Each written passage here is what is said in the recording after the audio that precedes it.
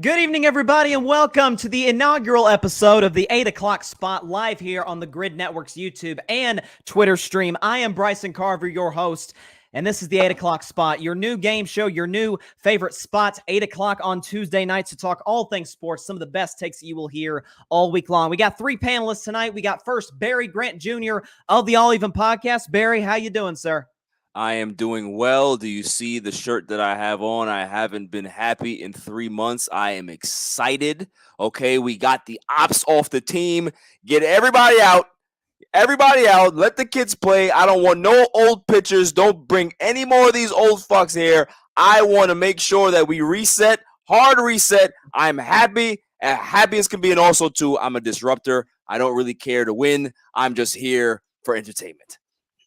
Okay, there goes Barry's 30 seconds. So everybody listen, just to throw this out there, everybody in this show gets 30 seconds to say whatever the heck they want to say about anything in the world of sports. Devin Nettles, our second co-host here, our second panelist here on the 8 o'clock spot. He is the host of the At the Bank podcast here on the Gryd, as well as the My Thoughts, My Opinion podcast. Devin, how are you doing on this Tuesday evening? I was doing good until you came on this camera with that hat on, man. Then I was like, come on, Bryson, what decision? What made you make that decision to come to the AFC North and to be that wearing that bumblebee hat, man? I need you to just take it off, burn it, because I'm gonna give you hell all year now. I don't know about that. I'm smelling 11-6 for the Pittsburgh Steelers, I must say. But that's neither here nor there. Listen, we'll duke it out a couple times this year. We'll see. Mike Guido is our third co-host. He is the co-founder of the Gryd Network, and today a very sad Yankees fan. Mike, how bad are you doing tonight? Awful. Very, very awful, Bryson Carver. And, like I said, you and I say this all the time, Bryson. I don't know why you and I are friends. You're a Red Sox fan and a Golden State Warrior fan. I'm a New York Yankee and Cleveland Cavalier fan. So we don't really mesh very well. But what the Yankees did today at the deadline, I think, is absolutely disgusting. And it's an all-encompassing thing of what their season has. It got so bad that we lost Mike. It got so bad that Mike Guido cut off. We lost him right off the bat. Yo, the feed went nuts because he's about to go AWOL. He's about to go nuts just now. he blows a fuse. His Wi-Fi connection. That is beautiful. Oh my goodness. That is incredible. Great. So I love it. We've got him right in the middle, just stuck there explaining why the Yankees aren't going to be relevant for the next decade. But that's okay. You know what? We're going to get right into the rules. So before Mike gets back in, or before we all get to calming ourselves down off of either a great day or a bad day, let's go over real quick the rules of the show, the 8 o'clock spot. So we've got this up here. So the first round is going to be a maximum of 200 points for the show. So if you give a great take, and by the way, this is all judged by yours truly, so I hold all the power here, which is great for me. If you give a great take, you get 200 points. Good take, 100 points. Okay take, you get 50, and a bad take, you don't get anything. You don't get any points whatsoever. So this first round, as we wait for Mike to get back to the stream, let's start with Barry Grant Jr. on our first topic. Sean Payton making big headlines, talking to Jarrett Bell of the USA Today, talking about how last year was the worst coaching job he's ever seen in the history of the NFL by Nat Hackett and the Denver Broncos. And he talks about how these players, they deserve better coaching and we're going to give them the best. And the Jets, obviously, including Aaron Rodgers and Nat Hackett and Robert Saleh, the head coach, they were not happy about it. Barry, like or hate what Sean Payton said about Nathaniel Hackett? I hated it. And the reason why I hated it is not the fact that of what he said. It was the walk back. The walk back is what I hated, because if you're going to be that coach that wants to, take all the attention off of your quarterback because he's been the talks for the last 2 years of how bad he's been, and you want to kind of, reset and put all the onus on you, that's fine. But the walk back is what I didn't like. And that's what I think is a punk move by him. He also called out the Jets in regards to them buying a Super Bowl. Look, newsflash, the Rams bought a Super Bowl. Worked out pretty good for them, right? And lo and behold, the Denver Broncos bought him to get them to the Super Bowl. So how can he be able to talk about another franchise that's trying to do the same thing? It's just very hypocritical, and the walk back was disgusting. I'm with you, and I think the fact that he was as emphatic as he was in his criticism, and he walked back saying that, hey, I forgot that I wasn't wearing a Fox hat. Obviously, he took the year off from coaching last year, worked at Fox Sports, and he said, hey, I'm wearing a Broncos hat, not a Fox hat. And so there was sort of a pushback in that regard. I'm with you, Barry, in that I didn't love that he just totally just kind of erased that. Devin, your take on Sean Payton's comments regarding Nathaniel Hackett and, obviously the Jets, who have taken offense to this. It was a weak comment. It was a weak statement because for the fact that this is the same guy that quit on the New Orleans Saints just a couple of years ago just because things wasn't going in his favor. Just because his favorite quarterback had left and he see that the Saints didn't have a bright future right then and there. So he wound up quitting. And then next thing you know, he was flirting around going to maybe Dallas. And then he was flirting around with other teams after that until he finally became the Denver Broncos head coach. And what the Broncos did last year is in the past. You know what I mean? What you are brought in to do is to help Russell Wilson in the future. You know what I mean? And I don't think that Sean Payton should be even talking about anybody in that coaching staff and how he quit on New Orleans Saints, man. So I just think that, like Barry said, I hate to agree with him, because it's Barry, but it was a punk move, man. It was just bad taste, man. And I don't think that the Broncos is going to have a good year, all because of Sean Payton opening his mouth now. Wow, so you think this is going to be an opportunity for them to kind of put a target on their back for all these teams going at them? Listen, all I got to say about this, I cannot wait for Week 5 in Denver, 4:25 Eastern at the Mile High Stadium, whatever it's called now. Broncos Jets. That's gonna be a doozy. So it doesn't look like Mike's gonna be on here for this segment. We'll wait for him to see if he can join back on and see if he could recover from his Yankees being down 4-0 to the Rays. But for now, it looks like Mike gets nothing. So Mike, hang on, looks like we got a miracle. Looks like Mike Guido is back on the screen. There he is. He's back. The fuse is not blown. To add to my horrible day, my internet cuts out as soon as the show starts. For the 2 hours that we were meeting before the show, my internet was fine, and then as soon as we go live, it completely cuts. It was the Yankee rant, Mike. That's what it was. It had to stop you because I knew you were about to drop a lot of F-bombs just now. It's the gods, man. They want to silence me. I am being censored, and I don't appreciate it. Okay, so Mike, we were just talking about Sean Payton and his comments regarding Nathaniel Hackett and even taking shots at New York Jets. Did you love it or did you hate it? I don't know that I hate it. I mean, I think that you brought up a good point on your show where it kind of instills almost a fire in the Denver Broncos locker room, right? Having a coach that doesn't back down is important. Now, again, what you brought up again is he did kind of walk back the comments. So I was with you on that 100%, where, when your coach makes fiery comments like that, the last thing you want to hear is, whoa, hold on, wait, I didn't actually mean it. You know what I mean? I didn't mean it that way. I didn't I didn't want to come across that way. That's not what I want to hear. I want to hear the most confidence in your guys. And I want you to be able to say, listen, as long as you don't cross any lines, right? But if you say, hey, listen, the job wasn't done correctly here, and it wasn't. If you're being completely honest, Russell Wilson's a legit quarterback in this league, and Nathaniel Hackett made him look like not one.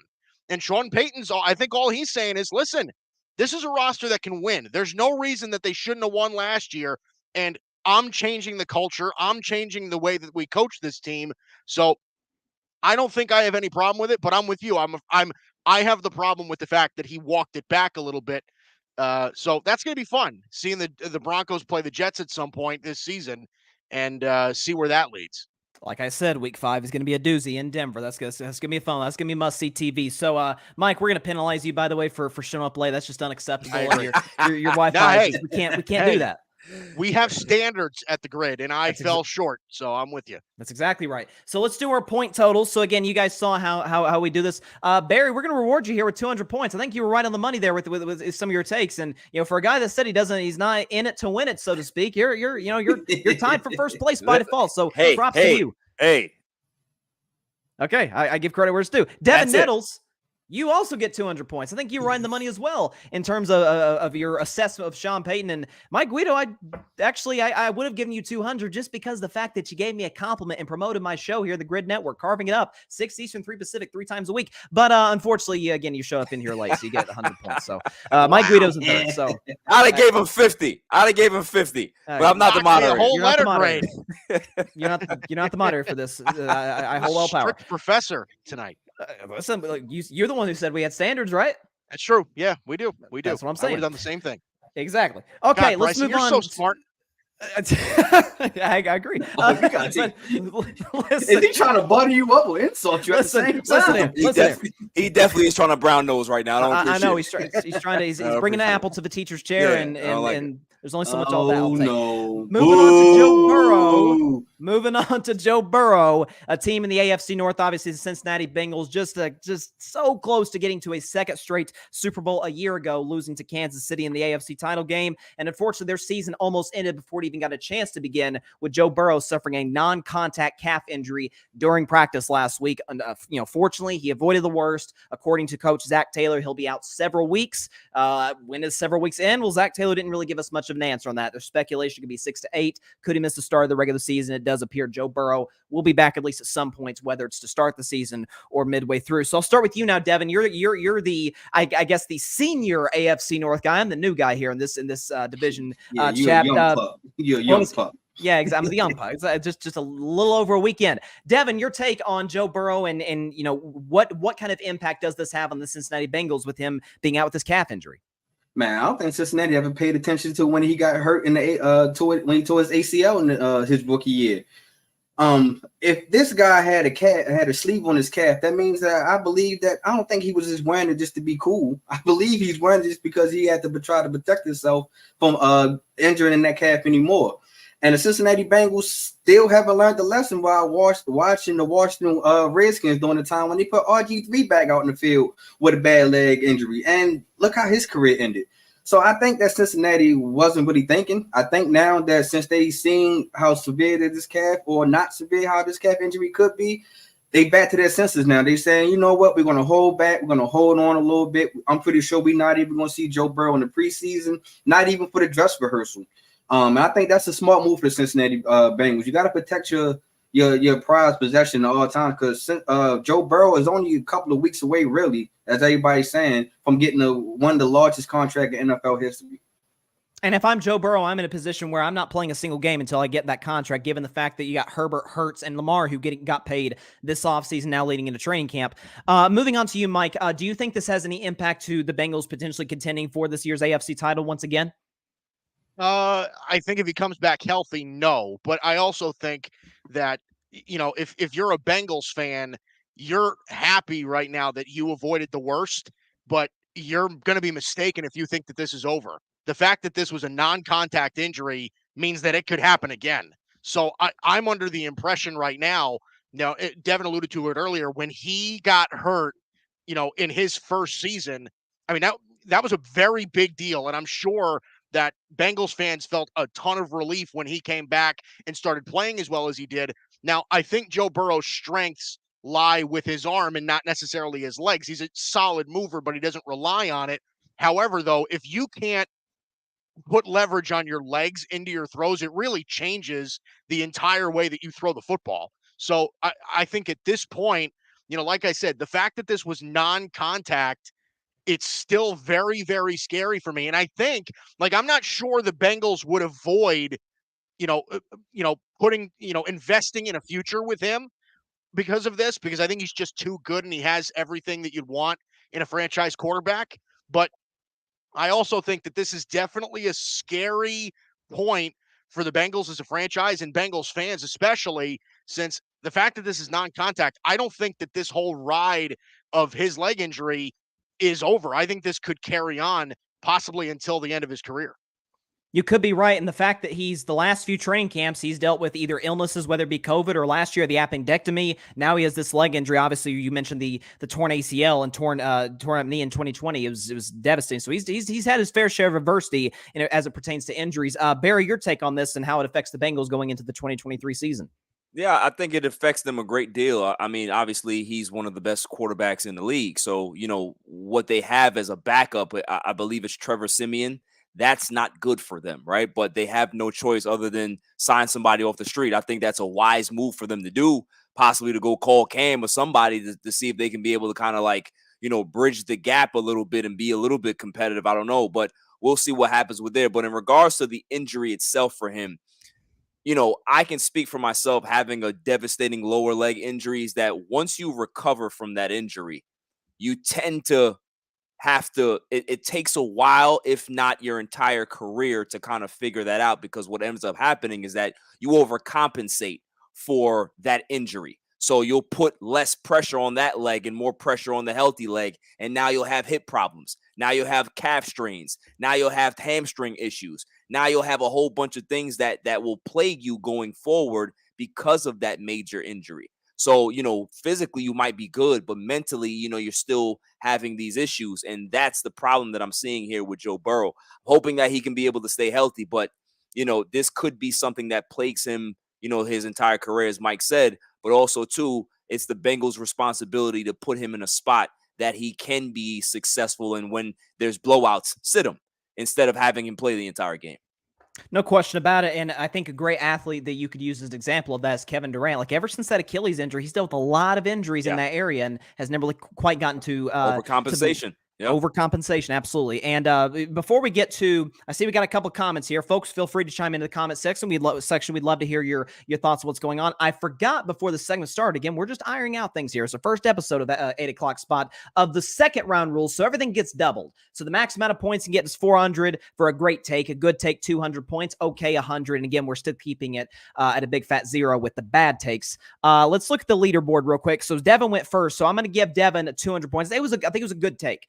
The only thing I would take away from Devin is the fact that you mentioned that they have, mentioning not putting together a good offensive line. This is probably the best offensive line Joe Burrow's had in a while, and this was a non-contact injury. So I had to pull back some points a little bit for that, but I think you made some good points in general. Mike Guido, you made up for that your tardy in the first round. You showed up, you gave the great points, and I think you pretty much hit the nail on the head.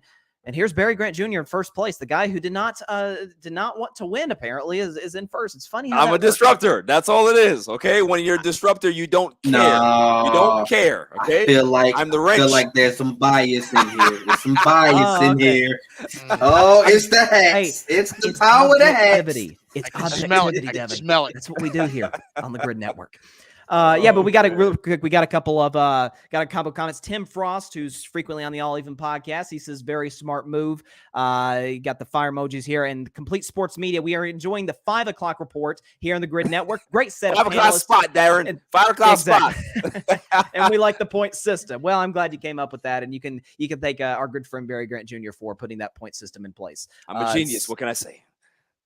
So hold on a minute. So the guy who's winning put the whole point system in place and gets a little fishy, don't you think, Devin? Don't you think? You see what I'm talking about, Mike? Are you alleging interference here?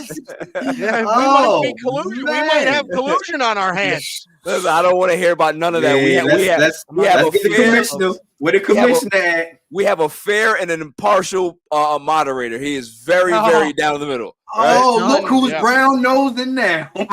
Listen, hey, we're not even at the midway point yet. Okay, so let's just ease in. Right, let's take our time. It can go completely off the rails from here. So that goes without saying. Real quick, so let's look at the third round rules. So again, everything gets doubled. So the max amount of points for a great take 800, a good take 400, an okay take 200, and we're still keeping that thing at 0 for a bad take. So moving on to this third topic, this is a really interesting one because I talked about this yesterday on my show. Is the whole Jonathan Taylor situation in Indianapolis, which has just flat out gotten ugly. In between him, Jim Irsay, he says that he didn't have a back injury. The Colts and other reporters say he did. Jim Irsay actually recently had the quote saying, "If I die tonight and Jonathan Taylor is out of the league, no one is going to miss us. The league goes on. We know that." I don't know if that's the greatest negotiating tactic to keep your running back or to keep any player to put out that type of vibe. So I'll start with you this time, Mike. Your take on the whole Jonathan Taylor Indianapolis Colts situation. I mean, I think the Colts have to figure out a better way to treat their players. I mean, we've had, numerous instances where Jim Irsay has just been pissing guys off. I mean, and even if it's, forget about the dysfunction for a second, because, it wasn't too long ago that we were toting the Indianapolis Colts as a very stable organization with a great GM, with Chris Ballard, who was drafting really well and doing everything well. And Jonathan Taylor was performing. Last year he kind of, had a down year compared to what he did in his first year. But I'll also say this, this is kind of an interesting point of where Jim Irsay is kind of telling you how he feels about the running back position as a whole too, right? I mean, this is kind of the narrative in the NFL now where, and honestly, I'm almost glad that it's this way, because that's the reality of the world, right? I mean, you're getting into a situation now where running backs in the NFL are so much more devalued because they're not as good as their contract lasts, right? Even if you sign a guy through their first contract, you sign a guy a 4 or 5 year contract. I mean, their prime is 6 years long, two of which are in the rookie deal.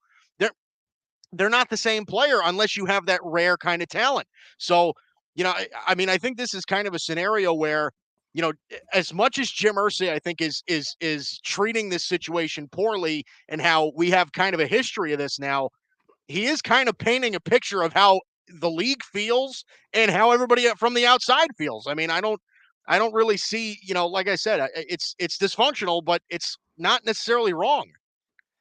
Mike, I'm What not is gonna wrong? lie. What's wrong with camera? That's 2 infractions. It on Mike always Guido. catches Mike in these weird. He's down. He's I down don't 0-2 see in the the count problem. now. You guys Yo, Like don't. his Yankees. Yo, that picture, I gotta save that picture. He looks so upset. This is wonderful. This is wonderful. While we try to somewhat stay focused, and Mike tries to hopefully fix his Wi-Fi, bro, you got to upgrade your plan or whatever that is. We got this ironed out for episode 2 next week, or whenever you're on with the show. Listen, deduct him 400 points. Deduct him 400 points right now for bad Wi-Fi. We can't Right do now. that. We can't have that on the My show. man on the Barry. hotspot right now. He on a mobile hotspot. Oh yes, it's bad. It's bad. It's bad. Barry, your take on Jonathan Taylor and the Colts? Yeah, I think Mike said a lot of great points there in regards to just like the disrespect. But I mean, this is the situation that we have with the running back position. I mean, Jonathan Taylor, basically, he's probably the best running back in football. Like, if you want to say that, he's probably the best, right? So for him to say, how he feels and he wants to be traded and all that stuff, and Jim Irsay coming out with what he said, that's kind of what every GM wants to say, what every owner wants to say, but they can't say it. And Jim Irsay is just one of those guys that just doesn't care. But this is just the reality of the running back position right now, is that the analytics in football have destroyed it, right? Back in the day, the analytics said, why have one running back when you can have 3? And this is what's going on here. The New Orleans Saints did that. They had a dual system and, made the offenses look great and kind of depreciated the running back position at that point. This is where we are. So guys like Jonathan Taylor and guys like King Henry and others, they're going to have to kind of take the pennies and take the shorts for now until the trust can get back there with the running back position, and then they can get paid again. But it's going to be a long time until we see that. So I feel for Jonathan Taylor, but there's really nothing that he can do about it. Certainly, I agree with you in terms of how the running back has been devalued to a certain degree, and obviously we'll get to that maybe a little later in the show. But I think you also got to consider the fact that it probably isn't this bad of a situation if he's in any other organization. I don't know if we give Jim Irsay the proper credit for being one of the more impulsive owners in the NFL. He's very smart. Yeah, and his decision making has been questionable in this regard in terms of treating players. Devin, I'll go to you now. Your thoughts on Jonathan Taylor, and does he stay long term in Indianapolis? Does he sign a long term deal? What do you think happens here? I think eventually he'll eventually sign a long term deal with Indianapolis Colts. I just think that right now, as you seeing that how the Ravens camp early in the season, where EDC and Rashad Bateman was going back and forth on the Twitter.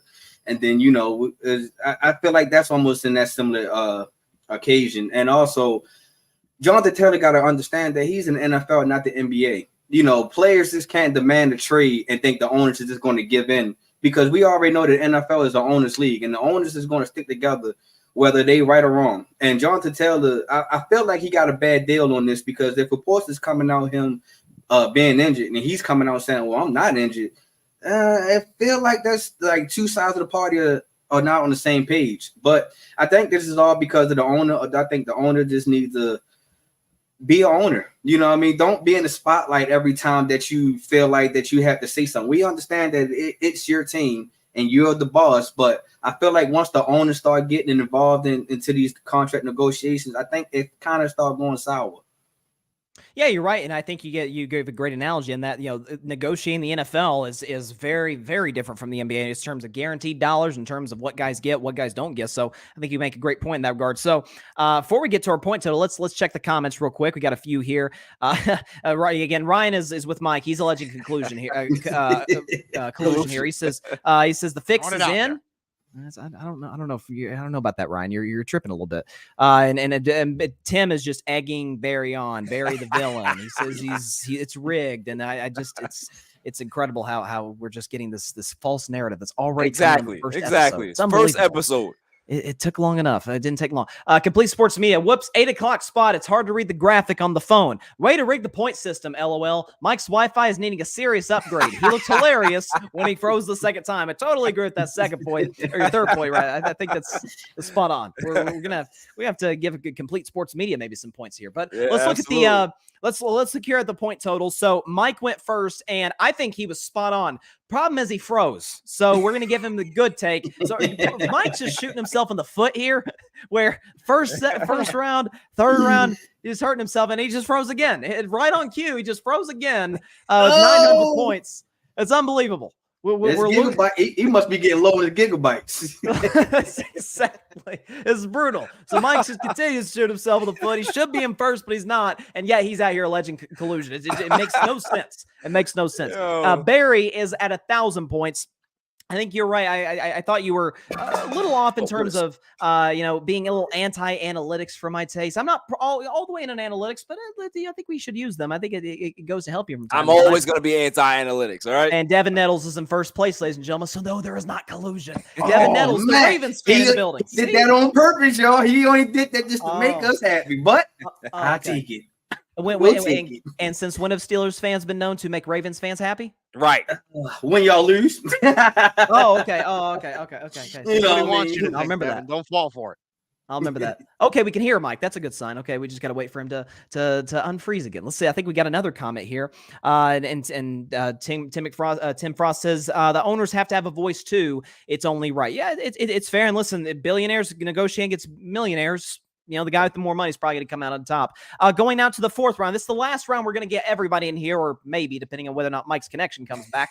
The fourth round, we got max 1,600 points for a great take, 800 points for a good take, 400 for an okay take, and we're still keeping it at a big fat goose egg for a bad take. So we're going to start now back around the horn to Barry on this next topic. So your favorite quarterback, Dak Prescott, who's the quarterback of your Dallas Cowboys, has talked about how he's going to cut the interceptions down. He's going to stay aggressive, maintain his aggressive spirit and nature, but he's going to cut down the turnover. He's not going to throw 15, certainly not going to lead the league despite missing 5 games a year ago. A, do you believe him? And B, do you think it's possible for him to maintain aggressiveness and not turning the football over? No and no. Wow. So Dak Prescott, there's a clip out there, and I think somebody was there at training camp, and they wanted to go ahead and throw a dig at the man. He did throw an interception into traffic he's trying to throw to a 5'5" receiver. So if that's things that I'm supposed to be seeing in the regular season, I don't think that he's gonna be he's gonna live for that wish in regards to going under 15 interceptions. Dak Prescott has always been a guy to take certain risk in his career. He has a decent arm. The thing is, he tends to make bad decisions with those high risk. He tends to throw it into double coverage. He tends to throw it when he doesn't see a robber there and a safety. So those are the things I need to see him improve on. It's not about him keeping the interceptions down. He may have a high interception rate this year. If his touchdown rate is high and his interception rate is like 15 or 16, I don't really mind, just as long as you're making smart decisions with the football. And towards the ending of the season, Dak Prescott was not making smart decisions with the football, and that's why you saw those turnovers, and the turnovers elevated, and then it really compounded in the playoffs against the 49ers. So my thing with him is that just limit the bad decisions, and he'll have a productive season. The Cowboys will be fine. It's the bad decisions that put them in bad spots, and then they have to work themselves out of that. And when you have to trust a quarterback that makes bad decisions when you're down double-digit points, it's a recipe for disaster. So no and no. I think that was a totally fair take. I just didn't like how you expressed disbelief in him. I didn't love that. Bobblehead Dak is very offended. Very offended. I'm a truth teller, Bryson. I didn't throw shots. I just tell the truth. He threw little shots. Devin, the host of the At the Bank podcast, who's I think, by the way, let's be a Steelers fan in defending the Ravens here. I think Lamar Jackson is one of the more unfairly maligned quarterbacks in the NFL. So we share love of two quarterbacks in that regard. So Devin, your thoughts on Dak Prescott? Do you think he cuts the interceptions down? I'm with Barry. I'm gonna say no, because for the simple fact that I think that the Cowboys still need to figure out their offensive line with Zach Martin, and can they protect Dak? If Dak pressure is in the space, he's going to be rushing throws all over again. Secondly, I need to see how the Cowboys running game is going to be. They cut Zeke. They're coming back with Tony Pollard this year, coming off an injury from last year. Need to see how he fully recovered from his injury. So I just think that if you don't have no ground game and no pass blocking, I think Dak is going to be in the same position that he was in last year, rushing passes, making bad decisions, and probably leading the Cowboys not to the Super Bowl again.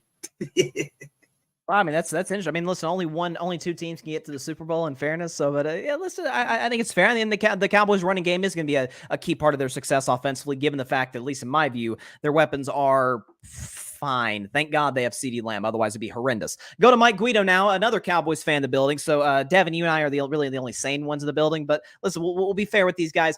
Mike, your thoughts? I don't think you're as low on Dak as Barry is, but you've been a skeptic at times. Does he cut the interception number down? I think he does, but I still don't think it's enough. I don't think that Dak is going to lead the league in interceptions again, but I also think that it's exactly what Barry said before. I mean, it wasn't just the interceptions, it was the overall decision making, right? He just wasn't smart with the football, and this was something that it wasn't progressively getting better over the course of the season. It was progressively getting worse. So I think that having some changes over the offseason, dumping Kellen Moore, giving Dak at least maybe a little bit more control in the offense. It's a little bit of a change that could spark something. However, I'm with Barry on this 100%, and I'm a full-blown Dak skeptic because I've said this over and over again throughout the years, and as things kept changing, I mean, at some point you have to blame the denominator and not the numerator, right? You have to blame. Listen, they changed the offensive line. They made their offensive line one of the strongest in the NFL, and at some point, the definitive strongest in the NFL. They severely upgraded their receiving core on two separate occasions with Amari Cooper and now this time with Brandon Cooks, and drafting CeeDee Lamb as a surplus at the time as well. Running back has never really been a problem. I mean, Zeke was kind of a problem last year, but they've always had some sort of a semblance of a running game that could supplement that. They've improved their defense. They changed head coaches. They changed offensive coordinators. They changed defensive coordinators. They've changed everything around Dak Prescott except Dak Prescott, and it still hasn't resulted in a legitimate improvement since his rookie year. So I do think he probably does cut the interceptions down, but like I said, I'm still skeptical. I'm not sure that that's going to be enough. I mean, in fairness, he is the second best quarterback in his conference. So if you got that, you always got a shot to get to potentially at least the NFC Championship game. At least you would hope. Okay, so this is let me get to some comments first before we get to, because these are our final point totals I'll get to in just a moment. A lot of stuff here from Parnell, our teammate here at the Gryd Network. Parnell says, seeing Barry once Bryson mentioned Dak Prescott's face is priceless. He did say Dak is top 20, which, by the way, I'm just adding your comment here. Parnell is just completely disrespectful and crossing the line. Parnell also says Cowboys should win the division. Interesting. When was the last time a team within the division won it back-to-back years? I believe it was almost 2 decades ago when Philly did it. He says, in the end, the biggest problem is Jerry. I agree. Jerry hired McCarthy to call plays, and he's proven to be a product of Favre and Rodgers. You leave Jerry alone. Hey, hang on a minute. Dallas should reestablish the run. They should have a nice weapon in Deuce Vaughn. Utilize him like Darren Sproles. Just because he's shorter than I am, I don't think necessarily means he's Darren Sproles. But we'll see. I think that he's got. He is electric. That kid's going to be good. I'm telling you. He has a potential to be very good. So let's look at point totals. We're going to cut somebody out of here. So Barry went first. He's at 1,800 points. I actually think you made some fair points in terms of Dak and trying to cut down bad decisions. I think last year was an issue. Only reason I cut some points off is because you expressed disbelief in him. I don't like pessimism on this show. I certainly don't like pessimism for a guy for his own team. It's just you know what that sounds like to me. That sounds a little dictatorish. Okay, the fact that come on now. The fact that you're taking points Bryson. You don't like what I said about Dak Prescott. I don't appreciate it. The truth is the truth. Okay, that's all I'm gonna say. So I've been accused of collusion and being a dictator all in a half-hour span. This has been a rough 35 minutes for it. It's brutal. It's absolutely brutal. Devin, you're in first place with 2,000 points. I got to give you props, my man. You made some fair points in regards to Dak Prescott. I still didn't love your disbelief in Rain Dakota Prescott, but hey, it doesn't hit the same coming from you as it comes from Cowboys fans. Mike Guido, my friend, you're out of here, man. You're 1,700. You came just short to Barry in this regard. I didn't love how you painted this picture as if Dak Prescott is working with like the greatest show on turf as a supporting cast. It's unbelievable. And Mike is not even able to move here on the stream to defend himself. So it's kind of fitting. Third time's a charm. Knock him another 200, Mike. Bryson. Yes, I may just for good measure. So we'll take Mike off. We were taking him off to begin with. But it's down to 2. Exactly. It's down to 2. So this is the all or nothing, guys. This is the winner take all. And given the fact that we are just close, just at 2,000 points separate Devin, who's in first place with 2,000, Barry with 1,800. We are going into our final round. Again, this is all or nothing. There's no good. There's no okay. It's your great or your bad. Winner gets 10,000 points, and this will go a long way into your season total. So winning this one will be crucial. And then the loser comes home empty-handed. They're in second place for the day, and they go to second place at least one episode in to the leaderboard. So our final topic, and Barry sort of touched on this earlier in the show, is the whole running back situation in terms of a lot of running backs, Saquon Barkley, Tony Pollard, Josh Jacobs. Now you're seeing with Jonathan Taylor not getting long-term contracts. They're obviously frustrated about it. Nick Chubb has voiced his displeasure, and you understand the running backs obviously wanting to see their own get paid. Devin, I'm going to start with you because I think you have a team with a very good running back in J.K. Dobbins. Your take on running backs. Do you think teams should give running backs long-term contracts? I'm going to say yes, because I feel like the running backs are important to the game. Running backs have multiple jobs. Running backs are to run the ball and to pass block and to go out there and pass catch. You know what I mean? Running backs are still valuable to this game. I think if you take away running backs, we're going to be looking at flag football kind of soon. You know what I mean? Just a little bit of touch here, not, contact is not allowed downfield at the certain amount of yards. So I feel like running backs should get paid. You know what I mean? I'm not saying they should be the highest paid position in the league, anything in that nature. They shouldn't be a quarterback type of contract, but I think that running backs do need to get respected. I think that's a fair take. Barry, you've been very vocal about this for a long time now. Do you think running backs, regardless of situation, should get long-term contracts? It's a mixed bag for me. I will say no until they can be able to prove their worth at the position. So the reason why I say that is because running backs they're a dime a dozen, right? They get drafted a lot. They're the most drafted position in the NFL draft, and because of that, it's hard to be able to really create a value for a running back. So when you have a running back that's good, the team is automatically going to say, okay, well, we're going to be able to use them up and then go find 2 or 3 more guys. So what needs to happen is that there needs to be consistency and attrition and health, right? Like they need to stay healthy at the top, because if they stay healthy at the top, then that's going to allow the GMs and the owners to feel that they can be able to trust the running back position again. They don't trust them right now. They don't trust them like how they did back in the 90s, where it was a running back league and a defensive league. They don't have any trust in them because all the big guys, McCaffrey, Kamara, Henry, the list goes on with all the guys that have gotten paid and they went into the toilet. So why would any GM be jumping at the chance to sign a running back? What needs to happen is that if a guy stays healthy, 5 or 6 or 7 guys stay healthy, and they help their team win a Super Bowl or get deep into the playoffs, that's when it's going to change, because the NFL, just like any other league, is a copycat league. If you see a successful running back get to the Super Bowl and help his team actually win a Super Bowl with having great numbers in the Super Bowl, that's when you'll start to see the trust come back. Until then, they're not going to get paid. And that's the sad reality, but that is the reality. Great points across the board from Devin and from Barry. I'll go ahead and bring Mike back in the stream just so he can be a witness to our. Let's see. I think Mike froze again. Unbelievable. It's you got to fix the Wi-Fi. Guido. It's just unacceptable. Mike's new nickname is now Mr. Freeze. That is his Freeze. Exactly.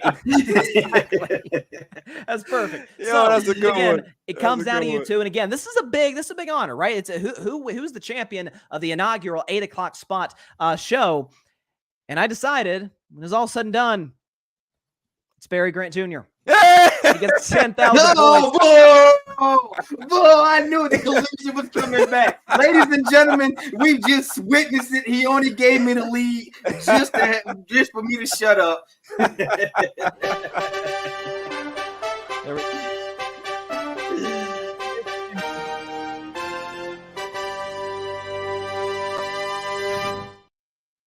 There you go. You know, Bryson, do I get a solo shot here? You know, I said that I am a disruptor by nature. This is what I do. Okay, I come in here. I am the wrench. Okay, I don't really care about things going my way. I just care to disrupt and cause chaos. However, if I'm going to collect some wins along the way, I'll take it. I'll take it. I mean, I'm not gonna say that I don't like wins. Of course I do, but I also like to throw the chair. That's me. That's what I do. I'm the villain. I'll always be that guy. Bryson, you're the man. You picked good today. The contestants were fine, but they weren't as good as Barry Grant Jr. today. That's all I'm saying. That's all I'm saying. I should maybe dock some points. You still win, but maybe you should dock some points just for the fact that you spoke in the third person. I sort of people when they start doing that. I'm a wrestling fan. Okay, it happens. It happens. Okay, right? Yeah, that was a promo. That was a promo. Okay, I'll let that slide just for this one time. And props to you that the final take of the show I think might have actually been the best. I think you were spitting right there. You were on a roll. Again, we'll bring, if he's not frozen now, Mike Guido, can you talk? Can you move? Are you present, Mike Guido? Listen, the last couple of times I've been frozen, I haven't noticed that I was frozen at all. Everything looks fine from my view. So the guys, when you were telling me that I was frozen, it was news to me. So but I will say this, Devin, I prefer, if we're going to go with a freeze name for me, I prefer to be Frozone instead of Mr. Freeze. All right, we can go with Frozone then. We can go with it. Frozone. and I will say this: you can tell the comments are very. Is my super suit? That's a good movie. That's a good. I love Samuel L. Jackson. All right, we real quick before we get out of here, let's answer just a few comments here because they're very anti-Barry. I must say. Tim McFrost says Barry was a traitor. Devin was spot on. Look at that, a pro Devin comment. And Guido just make excuses in the comments. You're on the show, Mike. Pay attention. He says the Wi-Fi failed me today. Okay, I'm sure. It did.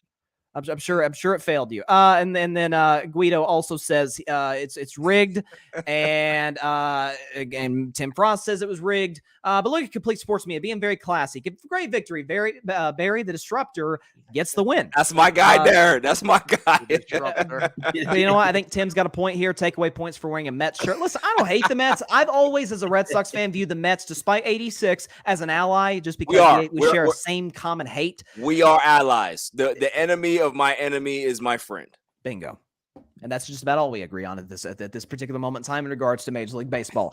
Barry, Devin, Mike, great job to all of you. This is first inaugural episode of the 8:00 spot here on the Gryd Network. Of course, Mike froze again right as we're getting out of here. But Frozone. It's reality of the 8:00 spot here in their first episode. But be sure to catch the episode hopefully next week, once again at 8 Eastern, 5 Pacific time, right here on the Gryd Network's YouTube channel, as well as our Twitter page as well. Check us there. Or X, whatever it's called. I have a hard time keeping track, but it's Twitter to me. Whatever. Hope everybody has a great week. We'll see you hopefully next Tuesday. Stay safe out there. God bless you all. we'll see you next Big week. trust, Bryce.